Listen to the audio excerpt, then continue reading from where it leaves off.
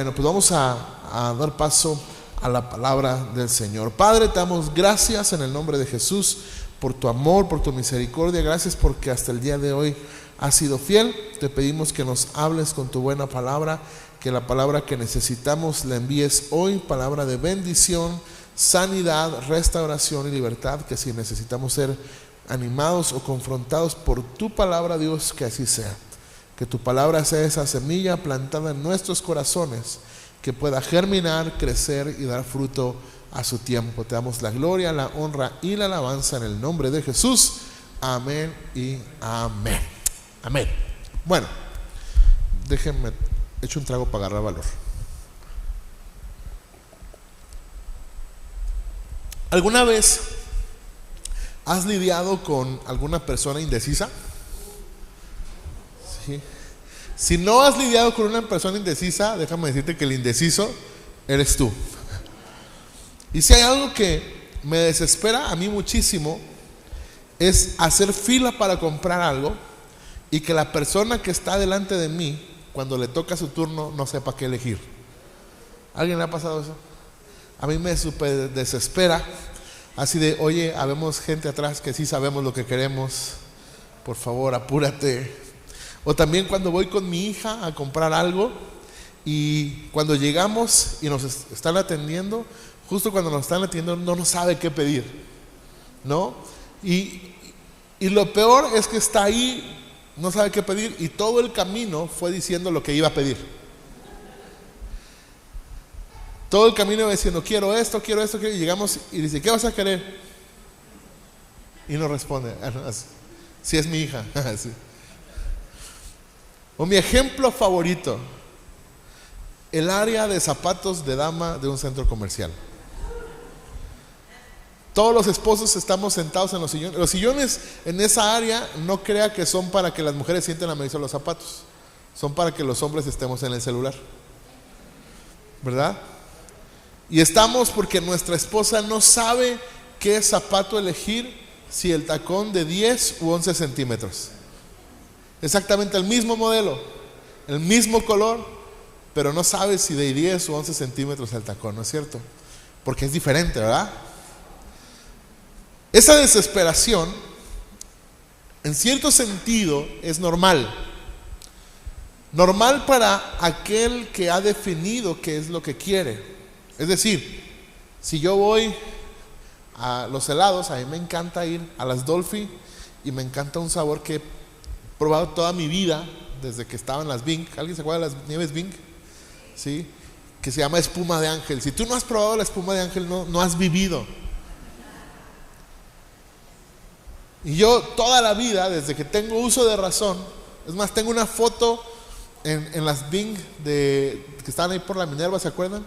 En un carrito que estaba ahí, tengo mi foto de las Bing en ese tiempo. Desde entonces me acuerdo de la espuma de ángel. Y yo sé lo que quiero, pues es obvio que si yo llego a comprar mi nieve, mi helado de espuma de ángel, mi malteada de espuma de ángel, y enfrente de mí está una persona que no sabe qué pedir, pues es obvio que me va a desesperar, es normal, porque yo ya sé lo que quiero. Y si tomamos en cuenta que alguien que ya tiene en su mente lo que va a hacer, lo que va a realizar, pues en cierto sentido es normal sentir esa desesperación. Por ejemplo, a mí en lo particular, yo soy súper despistado para la ropa. Yo pudiera vestirme todos los días con la misma ropa y me daría igual. Mi esposa tiene una técnica. Cuando pone mi ropa en donde va mi ropa, tiene que poner las playeras nuevas abajo, porque si las pone arriba me voy a poner exactamente las mismas que me acabo de poner y acabo de lavar. Porque a mí sinceramente no me importa. O sea, yo soy muy despistado, yo puedo ponerme la misma ropa todos los días. Obviamente, si yo soy así, que yo ya sé que lo primero que agarre me lo voy a poner, pues obviamente me va a desesperar cuando vaya al centro comercial y mi esposa no sepa elegir entre dos pares de zapatos. ¿Estamos de acuerdo? Lo que quiero decir, todo el punto que quiero llegar, es que no es algo del otro mundo. Es normal sentir desesperación cuando alguien sabe lo que quiere y ve a una persona indecisa, desde las cosas más triviales hasta las cosas más importantes. Y quiero ministrarme contigo en esta noche, si me lo permites. ¿Sí me lo permites? Sí, de todos modos, si no me lo permites, no me importa, yo voy a predicar, ¿verdad? Sí. Pero de alguna manera esta también es una frustración pastoral. Tengo algunos amigos pastores y a veces platicamos, ¿verdad? Y tenemos esa misma frustración santa. Cuando volteamos a vernos a nosotros mismos, nos damos cuenta que otros tienen esa misma frustración que nosotros. Cuando hay indecisión, y la pregunta que nos va a ayudar a salir de esa indecisión es una pregunta muy sencilla que le va a dar el título a este mensaje. Pero esa frustración nos da cuando vemos que estamos tratando de enseñar, de predicar, de pastorear y hablar de Jesucristo, y a veces las personas siguen haciendo caso a un montón de información que hay fuera de los parámetros que nos marca la Escritura y nos guía el Espíritu Santo. Cuando seguimos tomando opinión de cosas que están fuera de los parámetros bíblicos. No estoy diciendo siquiera que escuches a otras personas, no, sino que escuchemos una voz que no es la voz de Dios a través de cualquier persona que tenga el Espíritu Santo, de cualquier pastor, de cualquier iglesia, porque sabemos que somos un cuerpo y cada miembro del cuerpo tiene algo que edificar, cada pastor tiene un mensaje que compartir, no estamos peleados con eso, pero cuando estamos volteando a ver otras cosas que están fuera de la Biblia y estamos indecisos sobre a quién le hacemos caso, y eso es una frustración. Bueno, esa frustración se va a acabar cuando nos hagamos esta pregunta. Y la pregunta es la que le da el título al mensaje de hoy, y es: ¿hasta cuándo? Diga conmigo, ¿hasta cuándo? Y esto es algo que podemos ver en la Escritura, específicamente en una historia de las más contadas en la Biblia, pues es un extraordinario relato sobre la manifestación del poder de Dios, y nos enseña al Señor mostrándose como el único Dios verdadero. Pero este hermoso despliegue de poder se gesta justamente en la frustración de una indecisión.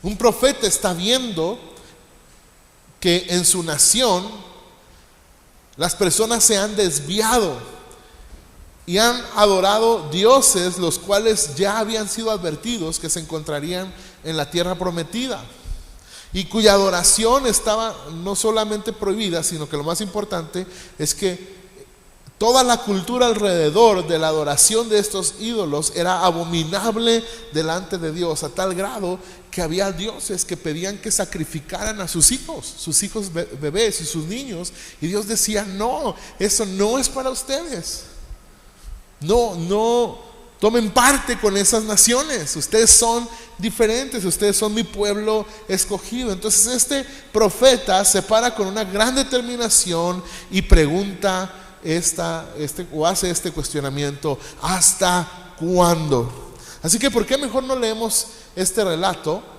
de Elías preguntándole al pueblo de Israel: ¿hasta cuándo estarán indecisos? Así que acompáñame a primer libro de los Reyes, capítulo 18, versos 17 al 24. Voy a leer en la Nueva Traducción Viviente, y dice: cuando Acab vio a Elías, exclamó: ¿así que realmente eres tú el alborotador de Israel? Yo no le he causado ningún problema a Israel, respondió Elías. Tú y tu familia son los alborotadores, porque se negaron a obedecer ¿qué? Los mandatos del Señor, y en cambio han rendido culto a las imágenes de Baal.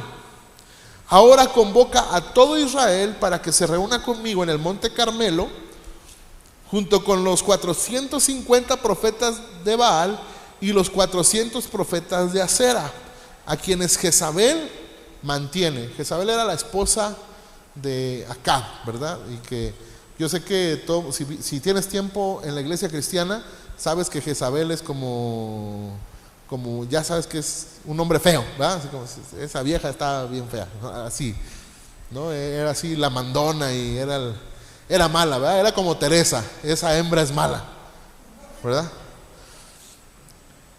Entonces Acab convocó a todos los israelitas y a los profetas al monte Carmelo.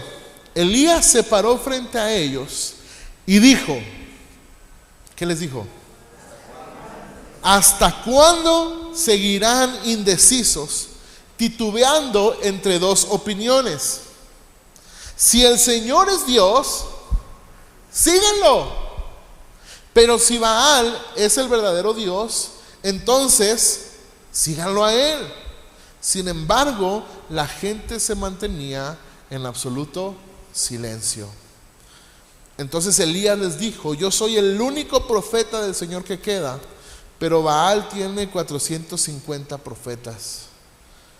Ahora traigan 2 toros. Los profetas de Baal pueden escoger el toro que quieran y luego lo cortan en pedazos y lo ponen sobre la leña de su altar, pero sin prenderle fuego. Yo prepararé el otro toro y lo pondré sobre la leña del altar y tampoco le prenderé fuego. Después invoquen ustedes el nombre de su Dios y yo invocaré el nombre del Señor. El Dios que responda enviando fuego sobre la madera, ese es el Dios verdadero. Y toda la gente estuvo de acuerdo. Y aquí la pregunta que resalta es, ¿hasta cuándo estarán indecisos?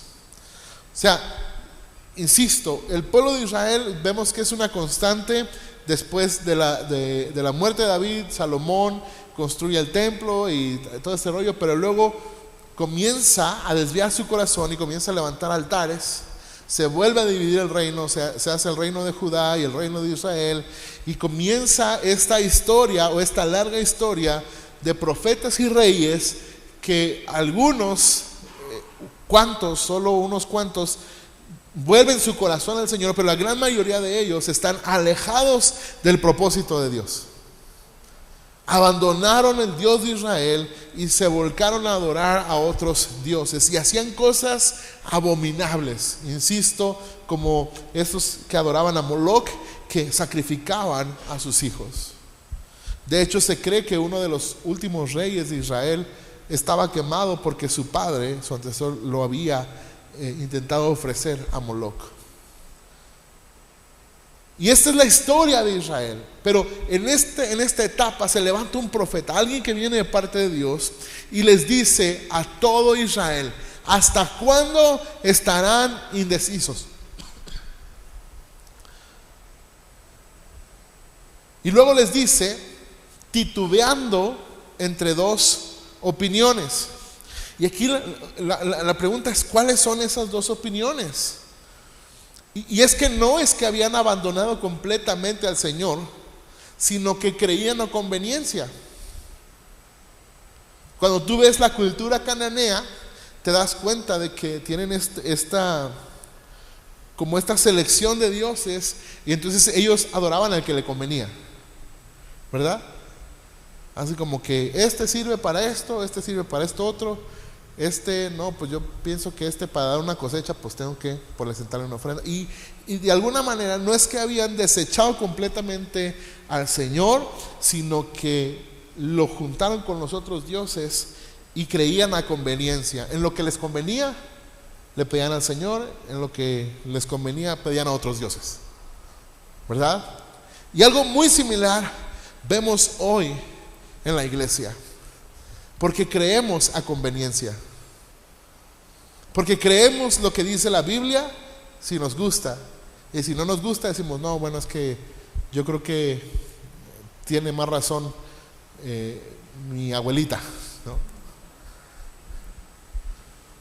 Hoy en día, cuando algo nos llama a mejorar, al arrepentimiento, incluso a hacer las cosas en contracultura, generalmente tenemos cierto rechazo. Y lamentablemente hay dos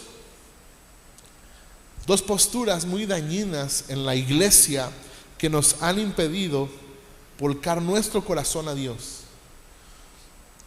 La primera es la ignorancia que lleva a la religiosidad. hay algo que se llama, en teología, se llama el soloísmo bíblico. ¿Alguien ha escuchado lo que son las solas de la Reforma? Las olas de la Reforma protestante básicamente son 5 conceptos que la Reforma protestante nos deja como herencia, y una de ellas es la sola escritura. Significa que la escritura es la autoridad final de nuestra vida. Significa que cuando queremos ver cómo dirigirnos, cómo caminar, cómo relacionarnos unos entre otros, el manual se encuentra ¿dónde? En la Biblia. Eso es la sola escritura. Mi decisión va a pasar por varios filtros que están en la escritura, pero el soloísmo bíblico significa que yo no voy a aceptar nada más que agarrar textualmente lo que dice la Biblia. Y el gran problema es que se hace en ignorancia y se lleva a la religiosidad. Porque, por ejemplo, tenemos comunidades donde las mujeres tienen que usar falda larga, porque dice que las mujeres no pueden usar ropa de hombre. Y entonces aquí en Salvar hay pura señora pecadora con pantalón, ¿verdad? Pero obviamente ellos están interpretando mal, porque en ese tiempo mi pregunta es, yo siempre con ese argumento tengo 2 preguntas. La primera es, ¿en ese tiempo los hombres usaban pantalón? No, usaban túnica también. Y la segunda pregunta es, ¿tú te pondrías unas mallas? Van a decir que no. Le digo, ¿por qué no? Si se supone que son de hombre. ¿No? A ver, ponte un pantalón de mujer así bien pegadito, pegadito, pegadito. No se lo va a poner. Va a decir, porque es de mujer.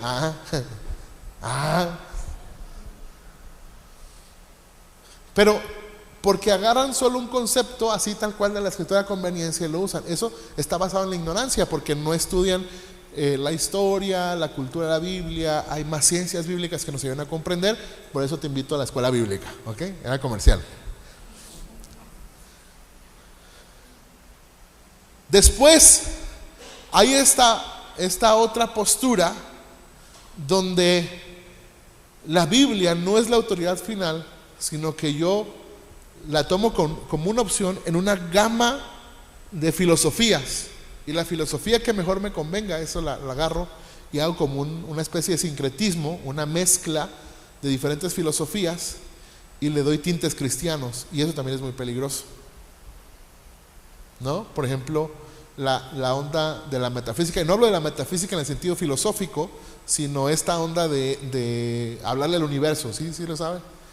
Sí, decrétalo y manifiéstalo y va a pasar. Y yo, de verdad, por esta, que he decretado que me aparece $1,000,000 ahorita y nunca me aparece.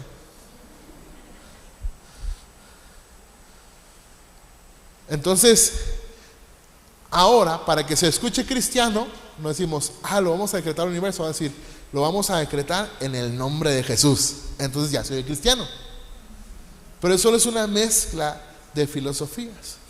Y eso, mis amados, se llama titubear entre 2 opiniones. Lo que nos lleva a la siguiente pregunta: ¿a quién sirves? ¿A quién vas a servir? Ahora, yo podría decirte, yo hoy vengo a retarte como Elías. No, yo no soy Elías. El Espíritu Santo es el que habla a nuestro corazón y es el que nos está confrontando hoy, no solo a ti, también a mí. Porque una de las características de la predicación bíblica es que no solamente le habla un predicador al público, sino que el Espíritu Santo habla a toda la comunidad, y el predicador es parte de la comunidad. Así que como yo siento como que no es como que yo le dijera, a ver, ¿a quién va a servir? No, siento que el Espíritu Santo está diciéndonos a todos, decídanse, ¿a quién van a servir? Porque estamos titubeando entre 2 opiniones. ¿Cuándo es 2 opiniones? Cuando tomamos lo que nos conviene de la palabra y le sumamos otra cosa que nos guste de cualquier otra índole, sea desde una perspectiva filosófica bien analizada o desde la ignorancia, pero estamos mezclando estas 2 cosas y estamos titubeando entre 2 opiniones.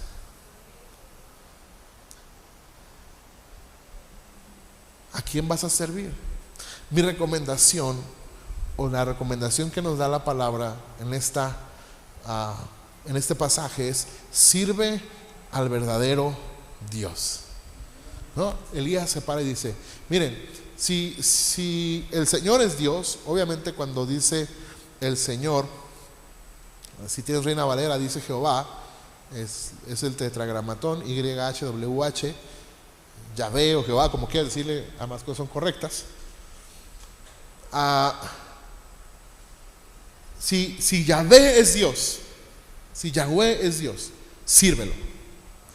Y si Baal es Dios, pues sírvanlo. Pero ¿por qué tienen que andar entre uno y otro? Entonces, tú tienes que determinar quién es el verdadero Dios en tu vida.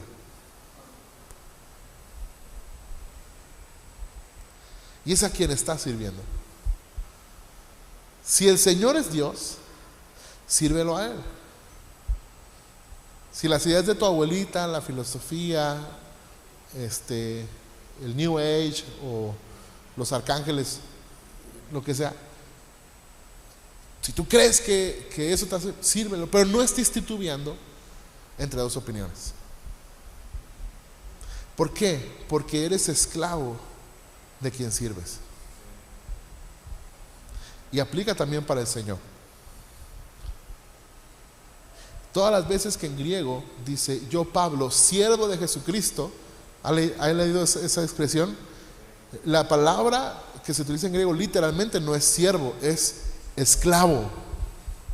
Y es que en el sentido bíblico, en la historia bíblica, los siervos eran esclavos. Así se le decía a los esclavos, siervos. Cuando habla las parábolas de Jesús y dice: un hombre tenía siervos, se refiere a los esclavos, aquellos que eran de su propiedad, que estaban en su casa y eran de su propiedad.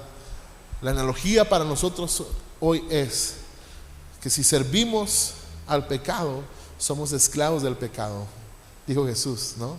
Quien practica el pecado es esclavo del pecado. Pero si nosotros servimos a Dios, somos siervos, esclavos del Señor, es decir, somos de su propiedad, le pertenecemos a Cristo.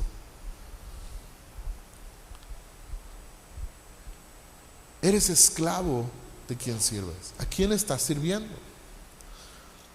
Así que lo siguiente que tenemos que hacer es dejar el silencio y decidir. Porque dice que Elías se paró y dijo: a ver, vamos a poner aquí las cosas en claro. O van a servir a Dios o van a servir al Baal. Pero decidan. Y dice que toda la nación se quedó en silencio. ¿Te ha tocado llamarle la atención a alguien y que no dice nada ni para bien ni para mal? Como las mamás de antes, ¿verdad? Que decían: pero respóndeme. Y dice: no, es que cállate, no me respondas. ¿Ah, sí? ¿Sí se acuerda? Pero ¿por qué no me contestas? Es que te calles, no me contestes. Oh, pues. Pero ¿te ha tocado cuando hablas con alguien y estás esperando una opinión, un consejo, o le estás llamando la atención y no recibes ninguna respuesta? ¿Qué te demuestra? Indiferencia. Así que deja la indiferencia, deja el silencio y decide. Decide a quién vas a servir. Y te voy a dar el parámetro para quién puedes servir. Y por eso el mensaje de hoy: ¿hasta cuándo? Es una llamada de atención para nosotros. ¿Hasta cuándo vamos a vacilar entre dos opiniones? El parámetro es: ¿quién ha demostrado su poder? Porque Elías dijo: miren, la cosa está sencilla. Vamos a poner 2 altares, le vamos a poner 2 toros, y el que caiga a fuego, ese es el chido. Sencillo, ¿sí o no? Así. ¿Quién ha demostrado su poder? Quien demuestre su poder es el verdadero Dios. La pregunta es: ¿quién ha demostrado su poder en tu vida? Y te voy a decir quién ha demostrado su poder. Se llama Jesucristo, porque venció el poder del pecado y de la muerte. Tú y yo estamos destinados a la perdición eterna. Estamos destinados al fuego eterno y no podemos hacer nada para salvarnos. Pero Jesús en la cruz del Calvario destruyó el poder del pecado y de la muerte, y tenemos vida eterna por la obra preciosa de Jesucristo.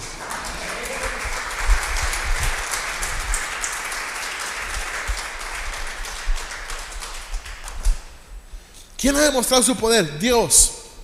Entonces, ¿por qué le sigues haciendo caso a otras cosas?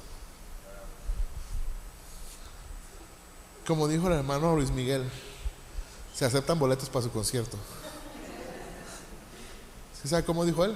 Dijo, decídete. Así dijo.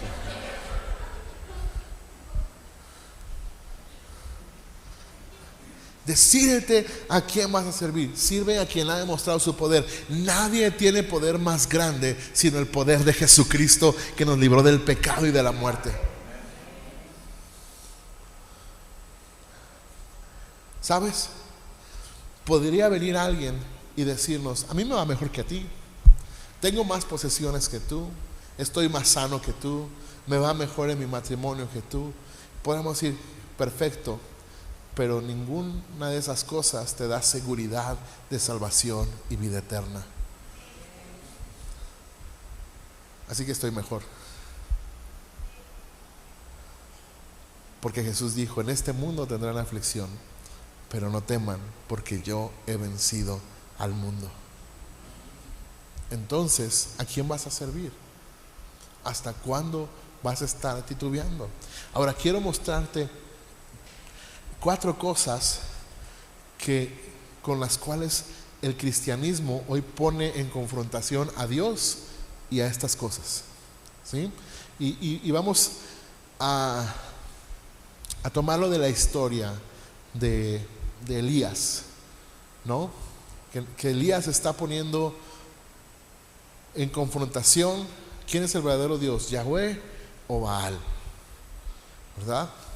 Entonces, la primera confrontación que yo veo en la iglesia de hoy es Yahweh versus las ideologías.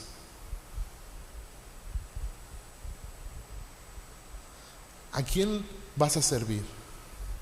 ¿Qué es una ideología? Una ideología es un conjunto de ideas que caracterizan a una persona, a una comunidad, a un movimiento cultural, incluso religioso o político. Son las ideas. Insisto, también puede ser un movimiento religioso, porque no es como que, sobre todo ahorita pensamos en ideología y pensamos en el progresismo y obviamente tenemos como ese rechazo porque son ideologías contrarias a los parámetros bíblicos. Pero hay ideologías religiosas, incluso cristianas, que son dañinas para el cuerpo de Cristo. ¿Y a quién le vas a hacer caso? ¿A quién vas a servir? ¿A Dios o a las ideologías?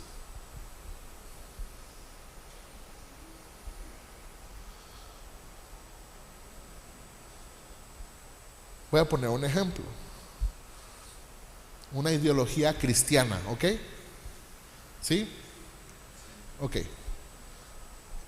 En lo personal, mi postura teológica respecto a la salvación, lo que en teología se llama soteriología, es que yo creo que la salvación no se pierde. Pero tengo mis parámetros y sé defender esa postura, ¿verdad? Pero yo estuve del otro lado. Entonces, cuando estás del otro lado solo tienes una ideología, porque esa ideología solamente te dicta que los que creen que la salvación no se pierde, ellos solamente dicen una vez, Cristo te acepto como mi Señor y Salvador, y ya puedo seguir viviendo en pecado y que al cabo ya lo acepté y me va a perdonar y no me va a perder. Esa es una ideología, es una idea, y construyes tu vida en esa idea. Ese es un error, porque si alguien no ha sido transformado, regenerado y ha sido santificado y está en un proceso de santificación progresiva, entonces de facto no ha sido salvo. Entonces, en esencia, no se pierde porque no es por obras. Pero si no hay obras que demuestren la salvación, entonces no ha sido salvo. ¿Sí me explico? Pero estas personas tienen la ideología de que yo puedo vivir en pecado, que al cabo Dios ya me perdonó. Y eso se contrapone contra el servir al Señor. Y eso solamente es un ejemplo para mostrarle que no solamente hablo de ideologías en el mundo. Ahí tenemos un catálogo bastante amplio, ¿verdad? Como ahorita la mal llamada ideología de género, que vamos a tener que luchar con eso. Los cristianos vamos a tener que aprender a educar a nuestros hijos. Vamos a hacer lo que nunca hemos hecho en generaciones pasadas: aprender a discipular a nuestros hijos. Porque ¿a quién vas a servir? ¿A Dios o a las ideologías? Número 2, Yahweh versus las filosofías. Y la filosofía es un conjunto sistemático de los razonamientos expuestos por un pensador. Es decir, esto ya es algo pensado, estructurado, sistematizado. Para que me entiendas, la diferencia entre ideología y filosofía radica en la rigidez del pensamiento. Y esto incluye, insisto, la filosofía y la ideología cristiana, porque hay filosofía cristiana. Uno piensa filosofía y uno se imagina en la escuela acá que está el alcalde y los vatos acá hippies con un churro de mota en la azotea de la escuela fumando y diciendo: no, es el universo. No, eso no es filosofía. En palabras fáciles, así sencillas de entender, la filosofía es un pensamiento estructurado que lo cultivas informándote, investigando, reflexionando al respecto y llegando a conclusiones a través de un pensamiento estructurado. La ideología es cuando crees lo que te dicen en un post, en los videitos de TikTok, y crees que es verdad porque sientes que el creador del contenido no lo puedes cuestionar porque es empático contigo.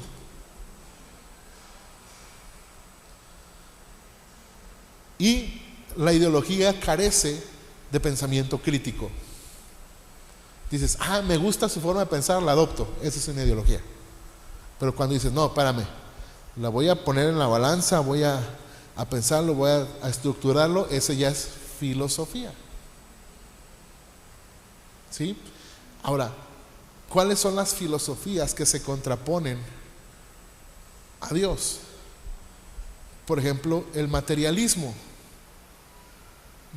histórico, que desecha completamente a Dios, ¿no? Tenemos filosofías cristianas del primer siglo que fueron consideradas herejías. Por ejemplo, esta filosofía, este pensamiento estructurado que dice que Jesús no es Dios, propio de los gnósticos. Pero tú y yo sabemos que Jesús es Dios. ¿Cuántos dicen amén a eso? Pero ¿verdad que nosotros los cristianos andamos titubeando de no, eso sí se oye interesante?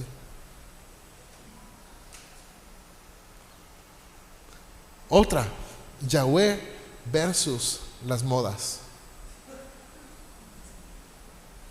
Ahora, no hablo de la moda de vestir, ¿verdad? No me malinterprete. Hablo de seguir cosas que están en tendencia solo por el hecho de que están en tendencia y se siguen solo porque está de moda. El evangelio es atemporal. O sea, el evangelio es relevante hoy y fue relevante ayer y va a ser relevante mañana. La palabra de Dios es viva y eficaz. Uno nos explica cómo un libro con tantos años tiene tanta vigencia el día de hoy. Porque la palabra de Dios es viva y es eficaz. Pero me refiero a las modas, cuando seguimos lo que todos hacen sin siquiera pensarlo. Porque una cosa es seguir las cosas por moda y otra cosa es ser personas que pues hagamos uso de las herramientas actuales, ¿verdad? Como hay comunidades, ¿alguien ha escuchado los Amish? ¿Sí? O los menonitas, pues. Qué buenos quesos hacen, ¿verdad? Pero ellos dicen, no, todo lo moderno es pecado. Y viven en comunas y tienen cero tecnología. No, eso no es la moda, no. Claro, nosotros podemos tener el teléfono y el iPad y son herramientas buenísimas y podemos compartir el evangelio y podemos tener luces en el escenario y parecer antro, gloria a Dios, amén. Eso está bien chido.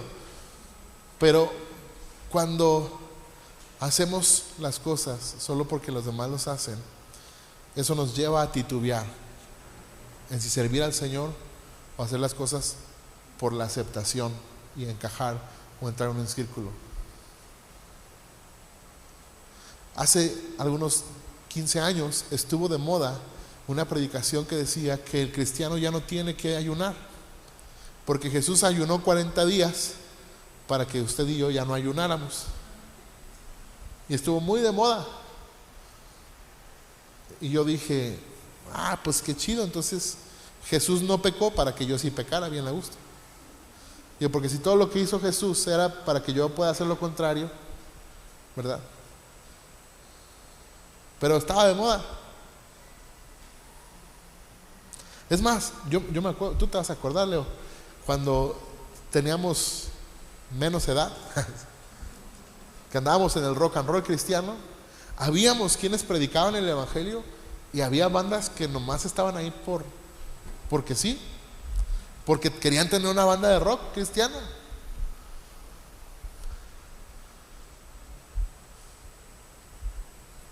¿Cuál es la motivación? Esa es la que hace la diferencia. Y muchas veces estamos titubeando lo que se escucha hoy en día. Por ejemplo, yo he platicado con algunos, yo tengo un conflicto así, pero casado, pero así súper casado con la crianza respetuosa. De verdad, sí tengo, pero un pleito súper casado. Porque, número uno, se me hace antibíblica, para empezar. Número dos, se me hace como que es muy de nicho. Es decir, está dirigido a un cierto público específico. Mamás y papás, centennials y millennials de clase media y media alta. Porque no recoge la realidad de la vida de todas las personas. Y esa es la diferencia del evangelio. Que el evangelio es relevante para cualquier persona sin importar su edad, su estrato social o socioeconómico, ni mucho menos su condición. El evangelio es para todos. Y porque siento que le roba cosas que la escritura le da a los padres, no solamente derechos, sino responsabilidad, y les quita a los hijos enseñanzas valiosas y los hace pequeños tiranos. Y lo que más me llama la atención a mí de esta moda, porque en realidad es una moda, porque la mayoría de las personas que conozco que defienden esto no tienen bases científicas, ni psicológicas, ni un análisis crítico acerca de esto, simplemente porque está de moda.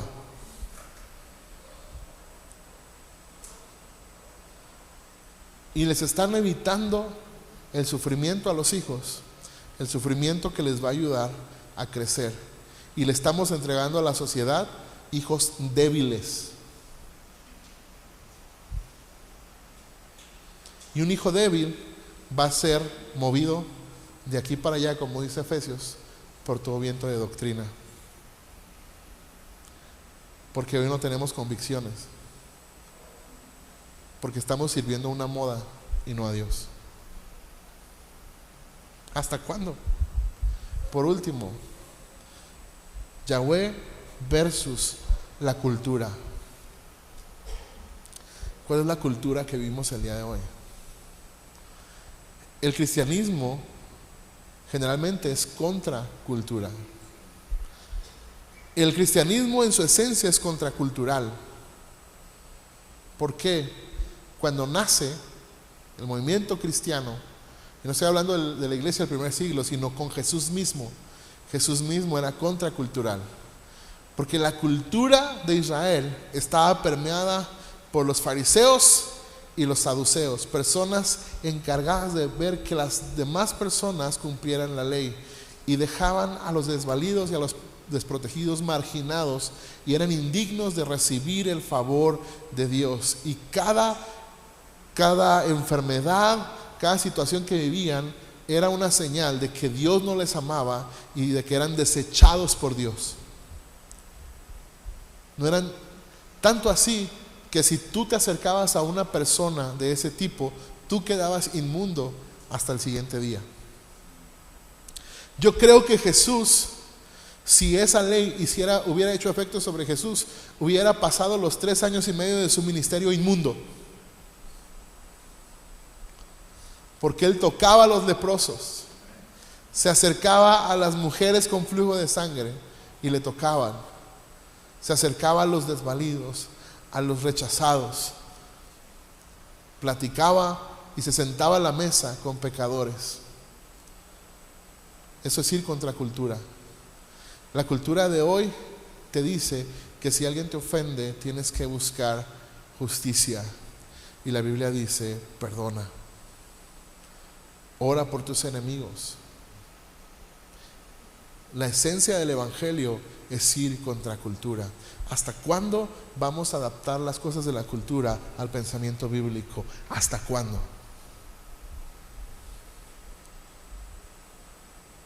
¿Hasta cuándo vamos a servir a dos señores? No te estoy diciendo, insisto, con mi primer ejemplo te demostré que no estoy hablando de tomar a conveniencia las escrituras y agarrar bibliazos a la gente, decirle: órale, póngase faldota y no se pinte. No, estamos hablando de un estudio concienzudo de la Biblia, de amar la palabra, porque en esta iglesia amamos su palabra. Estudiar su palabra y saber que su palabra trae vida, y que Dios ha demostrado su poder a través de su palabra, porque la palabra de Dios, por la palabra de Dios fueron creados los cielos y la tierra, y esa misma palabra es la que puede transformar tu corazón y mi corazón para ser más como Jesús.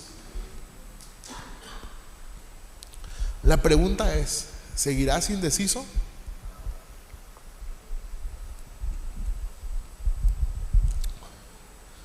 ¿Vamos a seguir guiándonos por lo que nos parece empático?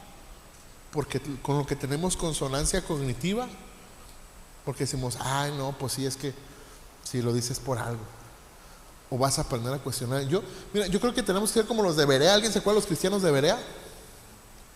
El Pablo llegaba y le decía: la Biblia dice esto, y dije: mire, don Pablo, usted será don Pablo, pero aquí nos viene valiendo Wilson si usted es don Pablo.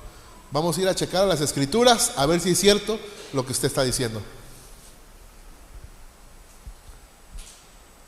Esto no es un llamado a un pensamiento, a una ideología cristiana. Ese es un llamado a que seamos como los de Berea. Yo te invito a que cuestiones incluso lo que yo te predico aquí. Cuestiona lo que yo te predico, llévalo a la escritura y trae argumentos. Yo recuerdo una vez, estamos en la clase bíblica, siempre platico esto, estamos en la clase bíblica y llega una persona familiar de un hermano aquí en la iglesia, y yo, se me ocurre decir algo, ¿verdad? Y veo que la hermana se me queda viendo como diciendo: ya la acabas de regar. Y yo dije: sí, ya la regué, porque ya vi los ojos que me echó, ¿verdad? Entonces, al final se acerca la persona y me dice: bueno, quiero preguntarte esto, ¿por qué dices esto y esto y esto si la Biblia dice esto, esto y esto y esto? Generalmente tengo dos opciones: una, ponerme a pelear, o decirle cosas que no sabe para que sepa que yo sé más y deje de preguntarme. Opté por la segunda. Le empecé a hablar de traducción bíblica, y como no supo, pues entonces no pudo responderme. Pero no se trata de ganar, porque el punto es este: no se trata de ganar discusiones, se trata de ganar el corazón de las personas. ¿De qué me sirve ganar una discusión si pierdo el corazón de una persona?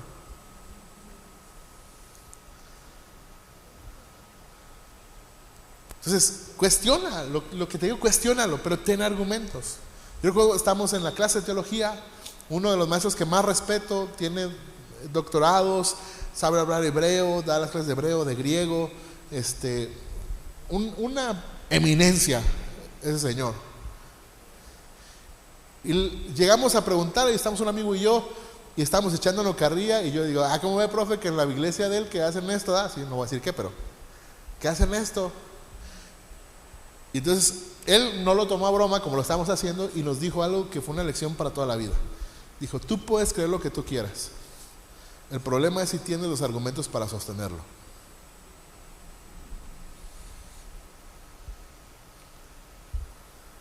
Y lo mismo te digo, tú puedes creer lo que tú quieras, pero tienes que tener los argumentos bíblicos para sostenerlo. Porque dices, no, es que a mí me parece, porque está de moda, porque todos dicen, y porque el psicólogo fulanito dice tal cual cosa.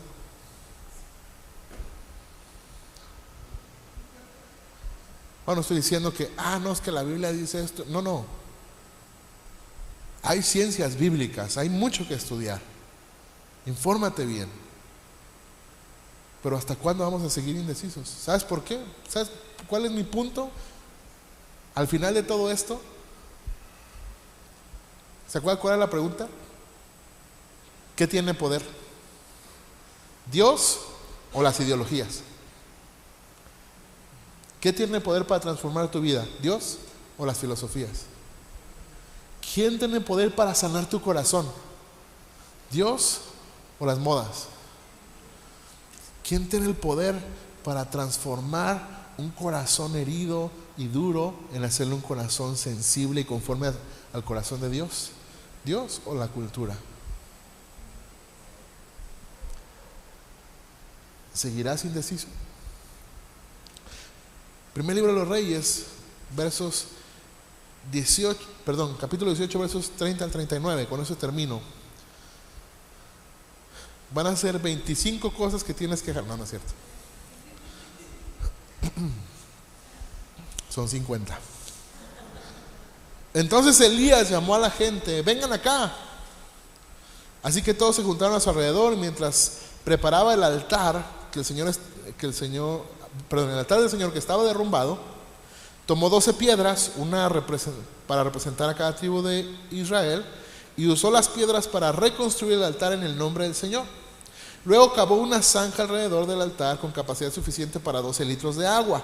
Apiló la leña sobre el altar, cortó el toro en pedazos y puso los pedazos sobre la madera, y luego dijo, llenen 4 jarras grandes con agua y echen el agua sobre la ofrenda y la leña. Una vez que lo hicieron, les dijo, háganlo de nuevo.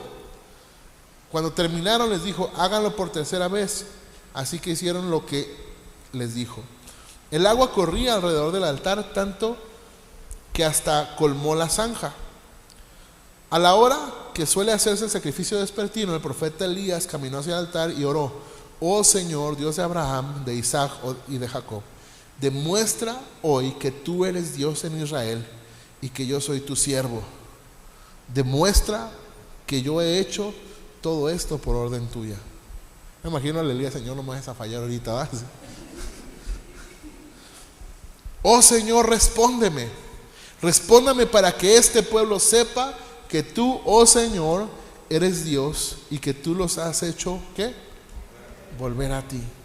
Al instante el fuego del Señor cayó desde el cielo y consumió el toro y la leña y las piedras y el polvo y hasta lamió toda el agua de la zanja. Cuando la gente vio eso, todos cayeron rostro en tierra y exclamaron, el Señor es el Dios. Sí, el Señor es Dios. Entonces tú lees completa la historia, el Elías se estaba burlando de los profetas de Baal, ¿no? Él decía, háblenle más fuerte, anda en el baño, grítenle, así dice, no me ven, anda en el baño. Y dijo, van a ver que mi Dios sí rifa, ¿eh? Es más, échenle agua para que vean que con todo y agua prende. Y luego fue cuando dijo, ay Señor, no me vayas a fallar, por favorcito, dale. Entonces, ¿qué puedo hacer tomando esta historia como referencia para decidirme? Número 1, levanta un altar. Diga conmigo, levanta un altar. Ahorita te lo voy a explicar. Ahorita solo te voy a decir como en los términos que aparecen ahí en la Biblia. Número 1, levanta un altar. Dice que Elías tomó piedras y levantó un altar, ¿verdad? El altar es esa construcción que era como un asador básicamente, donde se ponía la ofrenda. Número 2, prepara un sacrificio. Dice que agarró el toro, lo preparó y lo puso sobre el altar. Y después dice que oró. Entonces lo siguiente que sigue es la oración con obediencia. ¿Por qué lo dijo? Señor, por favorcito, no vas a fallar, pues, para que todos sepan que he actuado en obediencia a ti. Así oró Elías, ¿sí o no? Ok, te lo explico en pocas palabras. Número 1, cuando habla de preparar el altar, sé alguien cuya vida adore a Jesús. Y cuando hablo de oración, no hablo de cantar, sino hablo de devoción. Si yo quiero no titubear, mi vida tiene que estar en devoción a Jesús. Que mis decisiones, mis pensamientos se enfoquen siempre en Jesús. Que mi vida busque glorificar a Jesús. Porque todo lo que hagamos tiene que ser para su gloria. ¿Verdad? Por ejemplo, si las Chivas pierden, gloria a Dios.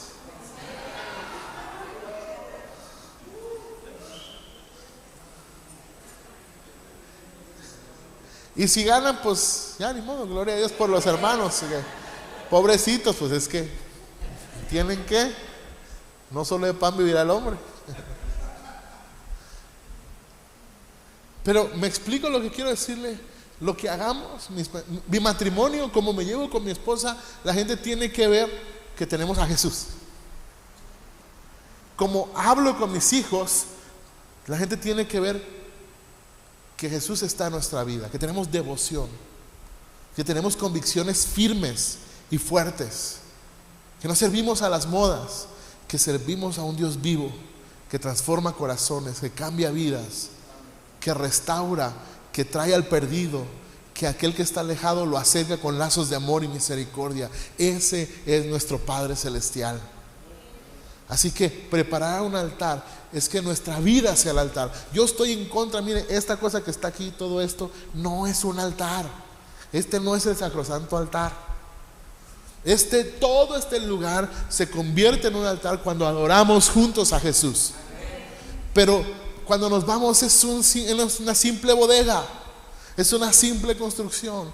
Y aunque haya sido una iglesia construida para ser iglesia, porque este era un salón de eventos, pero aunque haya sido una iglesia para ser iglesia, una construcción para ser iglesia, cuando nos vamos sigue siendo una simple y llana construcción. El altar está cuando el pueblo de Dios se reúne a adorar a Jesucristo. Tú y yo somos el altar. Es decir, una vida que adore a Jesús. Número 2, dice que preparemos el sacrificio, ¿verdad? Entonces, número 2, entrega tu vida al servicio de Jesús. Una cosa es que lo que haga le adore, es decir, que la gente vea que Jesús es Dios en mi vida. Pero la otra cosa es que yo le sirva a Dios. Y aquí implica una acción. ¿Qué estás haciendo tú para servir a Dios? Y te voy a decir algo que va a doler. ¿Estás listo? No puedes decir que sirves a Dios si no aprendes a servir a los demás. Yo no puedo decir, no, es que yo soy un siervo de Dios, por eso sírvame. No, si no sirves a los demás, no eres siervo. Entrega tu vida al servicio de Dios. Hay gente que me ha dicho, pastor, yo no le encontraba sentido a la vida cristiana hasta que aprendí a servir. Porque hay un propósito cuando tú sirves dentro y fuera de la iglesia. Sirve a tu familia, pero también sirve a tus hermanos. Porque la iglesia local estamos para servirnos unos a otros, para edificarnos unos a otros, para levantarnos unos a otros. El problema es que creamos un equipo de servidores y decimos, no, es que ellos son los que tienen que hacerlo. No, todos tenemos que servir, todos.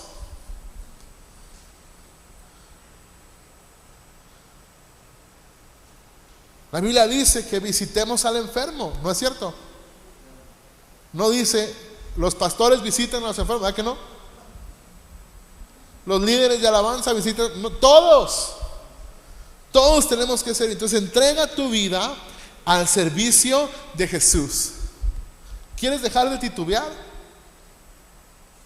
Ponte a hacer algo. Y número 3, habla con Jesús al tiempo que le obedeces. Elías dijo: Señor, estaba orando, se comunicaba con Dios, te pido que muestres tu poder para que ellos sepan que fui obediente a lo que tú me dijiste. Así que no solamente se trata de decir, no, es que yo oro a Dios, sí, pero tienes que orar con obediencia. Y a veces nos toca, como una vez hice una prédica que se llamaba obedeciendo sin ganas. A veces nos toca obedecer sin ganas, ¿va? No tenemos ganas de perdonar, pero tenemos que perdonar. No tenemos ganas de servir, pero tenemos que servir a otros. No tenemos ganas de levantar las manos, pero tenemos que hacerlo, porque Dios es digno de ser alabado. Así que si tú quieres dejar de titubear, sea alguien cuya vida adore a Jesús. 2, entrega tu vida al servicio de Jesús. Y 3, ten una comunión con Jesús, hablando con Él al mismo tiempo que le obedeces. Y a veces obedecerlo es desobedecer a las modas, a las filosofías, a las ideologías. Pero hay gente que prefiere obedecer a eso antes que obedecer a Dios. La pregunta es: ¿hasta cuándo seguirás indeciso? ¿Hasta cuándo? Espero que la respuesta de muchos de nosotros sea: hasta hoy. Hoy he decidido seguir a Jesús. Amén. Cierra tus ojos. Padre, gracias. Gracias por tu amor y misericordia. Gracias por tu bondad. Gracias porque nos amas y nos enseñas. Y hoy nos retas, Señor, a decidirnos para servirte. ¿Hasta cuándo vamos a tener una actitud hedonista donde busquemos la satisfacción instantánea? ¿Hasta dónde vamos a ser egoístas y pensar solamente en nosotros antes de pensar en nuestro cónyuge o en nuestros hijos o en el prójimo? Ayúdanos, Señor, a ser personas cuya vida sea una vida de adoración y devoción a Jesús. No vidas perfectas, no, Señor.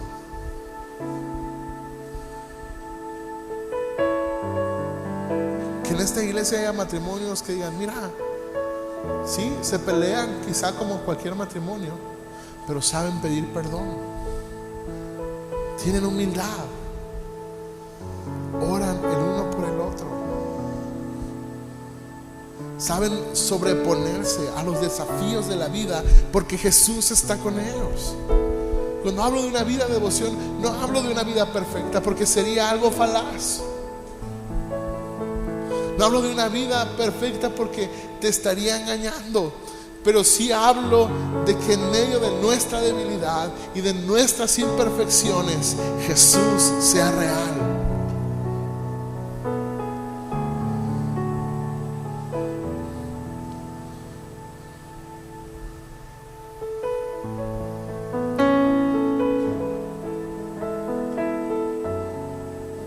Señor, perdónanos porque incluso hemos puesto herramientas que tú nos has dado al nivel de deidades. Claro, tú le das el pensamiento al hombre, tú le das herramientas y nos has dado herramientas, Señor, pero a veces las idolatramos, sean cristianas o no. Idolatramos a los pastores, idolatramos las consejerías con los pastores, idolatramos las terapias o las posturas psicológicas. Pero el único que tiene poder para hacer una obra perfecta eres tú. Ayúdanos a hacer eso, a usar las herramientas como herramientas, pero saber que el único que tiene el poder eres tú, Señor.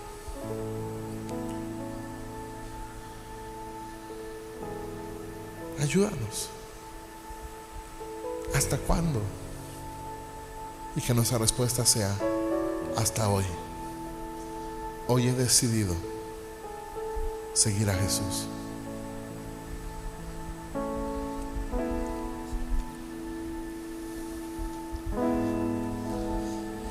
He decidido seguir a Cristo. He decidido seguir a Cristo. He decidido seguir a Cristo. No vuelvo atrás, no vuelvo atrás. He decidido, díselo como una oración, seguir a Cristo. He decidido seguir a Cristo. He decidido seguir a Cristo. No vuelvo atrás, no vuelvo atrás. Ayúdanos, Señor, a que nuestras vidas te alaben, te glorifiquen, pero también le muestren a otros que tú eres un Dios de gracia y misericordia. Quita la religiosidad de nosotros, de sentirnos perfectos y superiores a otros, sino que seamos, como dice Efesios, muestras de las sobreabundantes riquezas de tu gracia. Que si alguien pueda decir, mira qué rico es Dios en gracia, sean nuestras vidas quien lo predique. Que éramos indignos, que estábamos muertos en nuestros delitos y pecados, pero que ahora por medio de Cristo podemos tener salvación y vida eterna. Y somos transformados por el Espíritu Santo a la imagen de Jesús.